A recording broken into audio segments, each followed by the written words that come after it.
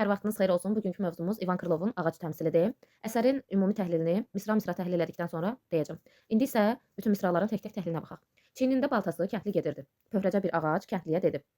Deməli bizim obrazlarımızdan biri olacaq kəndli, ikinci obrazımız olacaq ağac, növbəti isə ilan obrazı olacaq. Onu da əsərin sonunda görəcəyik. Əsər baltası çiynində kəndlinin getməsi ilə başlayır və ağac onu görərkən pöhrəcə ağac dedikdə isə hələ cavan, təzə əkilmiş, təzə bastırılmış ağacdan söhbət gedir. Əzizim, dövrəmdə nə ağac var sən? Çox yaxşı olar ki, bir-bir kəsəsən. Rahatca boyata bilmirəm artıq. Nə günəş görürəm, nə də ki, işıq. Köküm rişə ata bilmir torpağa, küləklər də düşüb məndən uzağa. Heç məni axtarıb araya bilmir, tağ hörüb gövdəmə sarıya bilmir. Mane olmasaydı mənə bu meşə, dərəni tutardı kölgəm həmişə. İndi isə çubuq tək, napnaziyəm mən. Baxırıq ki, dırnaq hissəsindən başlayan, baxaq bu hissədən, baxın bu dırnaq bitənə qədər olan hissə ağacın nitqi olacaq. Ağac burada nə deyir? Kəndliyə müraciət edir. Əzizim, yəni əsərdə xitab varmı? Bədii xitab var, bəli. Dövrəmdə nə ağac var sən? Çox yaxşı olar ki, bir-bir kəsəsən. Ağacın kəndlidən istəyi o olur ki, ətrafında olan ağacları, digər ağacları kəssin. Səbəb də bu olur ki, ağacın dediyinə görə ağac həmin ətrafındakı bitkilərə, ağaclara görə o boyata bilmir, günəş görə bilmir, işıq görə bilmir. Eyni zamanda ağacın kökü torpağın dərinliklərinə gedib çata bilmir və həmçinin küləklər də ağacdan uzaq düşüb, küləklər ağacı axtarıb araya bilmir. Eyni zamanda bunu da qeyd eləyir ki, mənim köküm, yəni tağ qurub gövdəmi sarıya bilmir. Mane olmasaydı mənə bu meşə, dərəni tutardı kölgəm həmişə. Ağac belə düşünür ki, əgər onun ətrafındakı ağaclar olmasaydı, o qədər ucalardı, o qədər hündür olardı ki, onun kölgəsi dərəni də tutardı.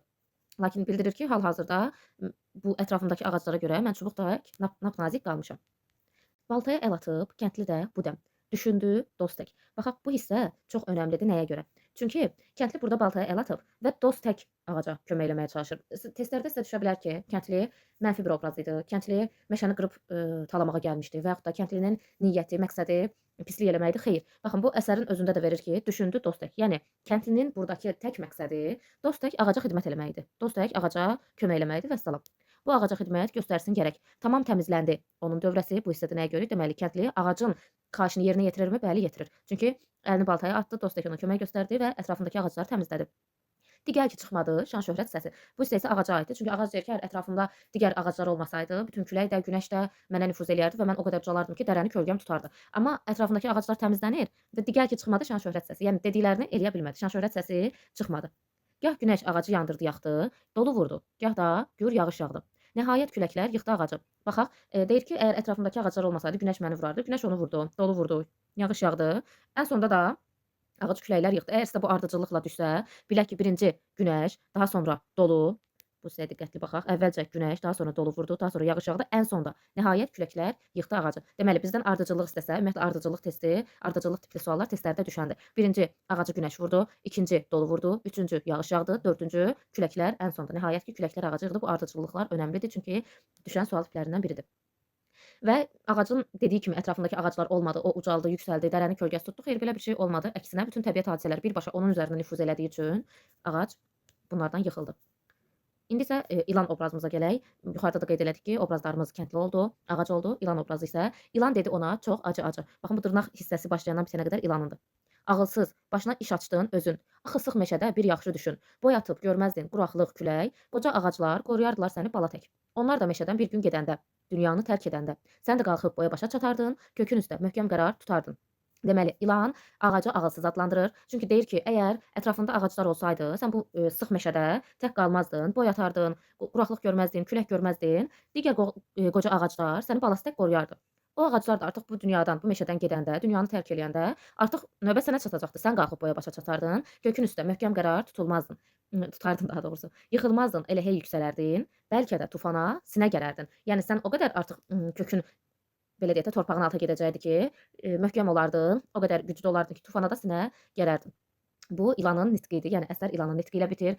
Əsər təmsil janrındadır. Dedik ki, müəllifi İvan Krılovdur, tərcümə eləyən isə Hikmət Ziyadır. İndi isə əsərin ümumi təhlilinə gələk. Bu misra-misra olan təhlilimiz idi.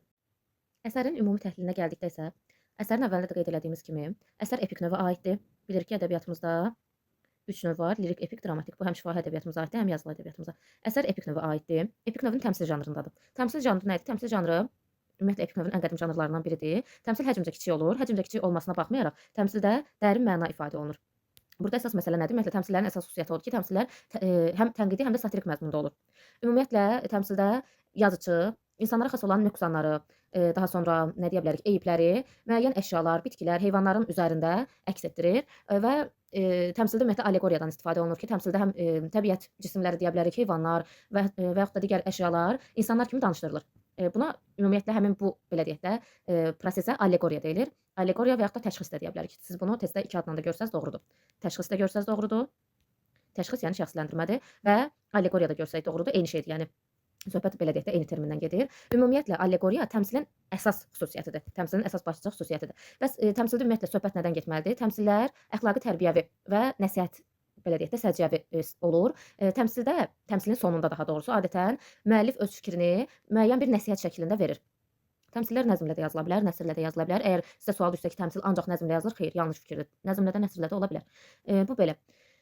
Bir də bunu da mütləq qeyd eləmək lazımdır ki, bütün təmsillərdə allegoriya var. Bütün təmsillərdə allegoriyadan istifadə olunmalıdır. Amma bu hissə önəmlidir. Bütün allegorik əsərlər təmsildir desə bu yanlışdır. Məsələn, bura hansı əsər nümunə göstərə bilərik? Məsələn, elə Məhəmməd Füzulinin allegorik poemaları var. Məsələn, Bəngübadədir, Söhbətül Əsmardır, Yeddi camdır, Həft cam adı ilə gedir. Səhhət mərəzi. Bu əsərlər allegorik əsərlərdir, amma poemalardır janr olaraq, amma təmsil deyil. Yəni bütün təmsillərdə allegoriya var, lakin bütün allegorik əsərlər təmsildir desə, xeyr, təmsil deyil. İndi gələk bu bizim təmsil haqqında ümumi belə deyək də təhlilimiz idi. Gələk sırf bu əsərin, Ağac əsərinin təhlilinə. Yenə bir daha qeyd eləyək, epik növdədir, təmsil janrındadır. Epik növdədə olduğu üçün əsas burada aparıcı olan təhkiyədir və əsərin süjet xətti var. Əsərin süjet xətti var.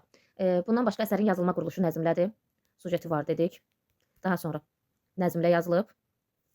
Nəzmlə yazılışda bilirik, alt-alta müəyyən misralar belə deyək də formasında düzülməsidir. Daha sonra qafiyə quruluşuna gəldikdə isə qafiyə quruluşunu qoşa A, daha sonra qoşa B bu formada göstərə bilərik. Özümüz də əsərə gəlin baxaq elə qaranlıq məqam qalmasın. Baxın, gedirdi, dedi. Sən, kəsəsən. Artıq, işıq, torpağa, uzağa, bilmir, bilmir.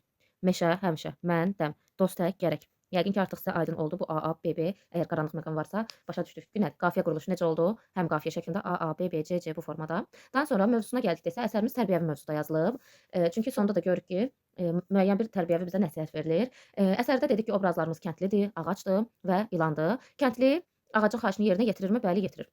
Lakin ağacın xahişini yerinə yetirərkən kəndlinin mənfi məqsədi, pis niyyəti var idi? Xeyr, yanlışdır bu fikir. Ağacın xahişini yerinə yetirərkən kəndli ona yalnız kömək eləmək məqsədini güdürdü və salam. Və ağac da elə düşünürdü ki, əgər ətrafındakı ağaclar olmasaydı çox-çox uca olardı, daha yaxşı inkişaf eləyərdi və s. Gələk indi ilan obrazına. Ümumiyyətlə baxın, indi deyəcəyim fikir testlərdə də düşən fikirdir. Müəllifin çatdırmaq istədiyi fikirlər daha çox ilan obrazının dili ilə verilir. Bu fikir testdə düşür. Daha sonra ağacın səhvi də eyni zamanda bunu da qeyd eləyək ki, ağacın səhvi də ilanın sözlərində göstərilir. Çünki ən sonda deyir ki, əgər filan işləri görməsəydin tək qalmazdın, ətrafındakı ağaclar səni qoruyardın, sən də böyüyərdin, ucalardın, tufana da sinə gərərdin. Bu belə. Daha sonra ilan obrazı haqqında da deyə bilərik ki, daha sonra bir şey də qeyd edeyim, bu da önəmlidir. Ağacın simasında ümumiyyətlə yalnız özünü düşünmək, egoistlik, daha sonra xudbinlik, bunlar hamısı ağac obrazına aid xüsusiyyəti. Xudbindir, egoistdir, yalnız özünü düşünür, özündən başqa heç kimi düşünmür, heç nə düşünmür, belə deyək. Daha sonra bunu da qeyd eləməliyik ki, ilan müdrik insanları təmsil edən obrazdır. Bu da testlərdə düşür. İlan müdrik insanları təmsil edən obrazdır. Bu da önəmli fikirdir. Daha sonra deyə bilərik ki, bunu da deyə bilərik ki, ilan ağacı başına iş açan ağılsız kimi qiymətləndirilir və ümumiyyətlə əsərdə təkəbbürlülük, egoizmlik, xudbinlik, yalnız özünü sevmək kimi mənfi xüsusiyyətlər tənqid olunur. Bu da belə əsərimizin təhlili daha doğrusu bu qədər. Əlavə sualınız və yaxud da qaranlıq qalan bir məqam, aydın olmayan hər hansı bir hissə, fikir olarsa rəylərdə yaza bilərsiniz. Sağ olun.